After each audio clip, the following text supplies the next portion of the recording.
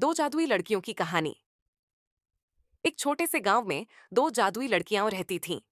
उनका नाम था रिया और प्रिया। दोनों ही लड़कियां अपनी जादुई शक्तियों के लिए प्रसिद्ध थीं।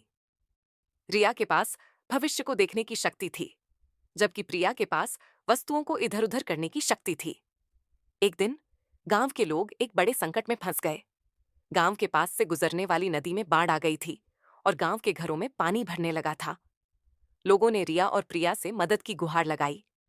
रिया ने अपनी शक्ति का उपयोग करके भविष्य को देखा और बताया कि नदी का पानी कुछ घंटों में ही गांव से निकल जाएगा, लेकिन तब तक लोगों को सुरक्षित स्थान पर पहुंचाना जरूरी है।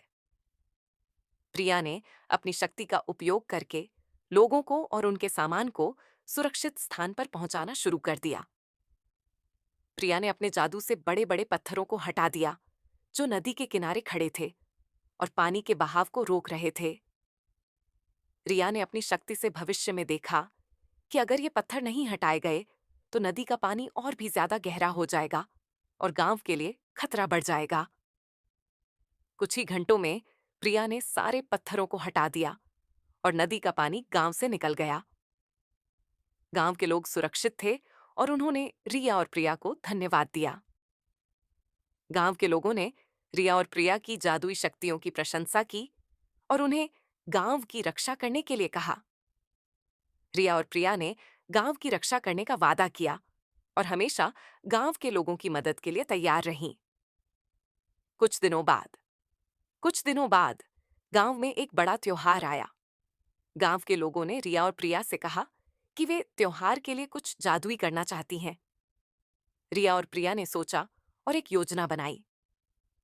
प्रिया ने अपने जादू से गांव के आसपास के खेतों में फूलों को खिलने का आदेश दिया। देखते ही देखते सारे खेत रंग बिरंगी फूलों से भर गए। रिया ने अपनी शक्ति से भविष्य में देखा कि त्योहार के दिन मौसम सुहावना रहेगा और लोगों को त्योहार का आनंद लेने में कोई परेशानी नहीं होगी। त्योहार के दिन गांव के लोग फूलों की सुंदरता का आनंद लेने के लिए निकले। मौसम वास्तव में सुहावना था और लोगों ने त्योहार का भरपूर आनंद लिया। रिया और प्रिया की जादुई शक्तियों ने गांव के लोगों के जीवन में खुशियां भर दीं। ऐसी और कहानियों के लिए लाइक और सब्सक्राइब करें।